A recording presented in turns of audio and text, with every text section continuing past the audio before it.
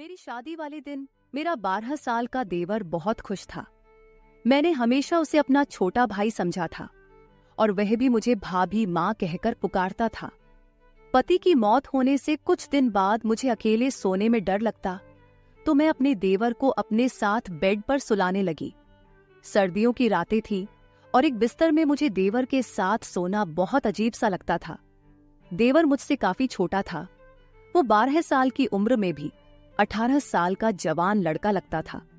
पति की मौत के बाद मैंने बहुत मुश्किल से ही गुजारा किया था, लेकिन कब तक मैं इस तरह गुजारा करती।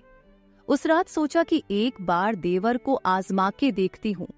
आधी रात हुई तो देवर को हिलाकर देखा तो वह गहरी नींद में था, लेकिन वहां हाथ लगाते ही मेरी आंखें हैरत से फटी की फटी रह गई, क्योंकि उसका 7 इंच 2 दिन पहले ही मेरा पति इस दुनिया से चला गया था।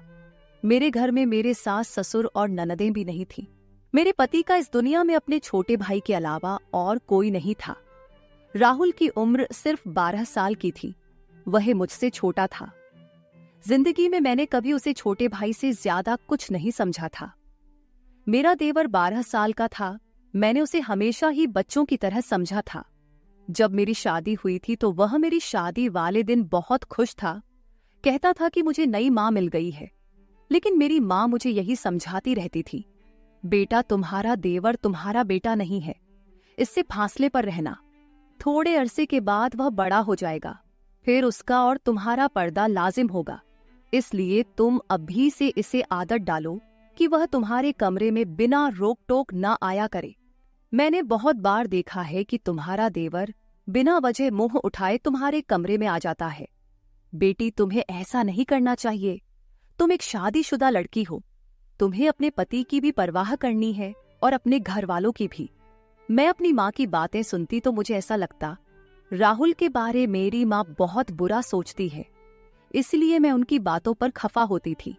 लेकिन जब आज मैं बेसहारा हो गई, मेरा पति इस दुनिया से चला गया था, तो मेरी आंखों से आंसू बह रहे थे। मैं सोच भी नहीं सकती थी कि वह मुझे अपने 12 साल के भाई के ऊपर छोड़कर इस दुनिया से चला जाएगा। मेरी जिंदगी मुश्किल में पड़ गई थी। रो रोकर मेरा बुरा हाल था।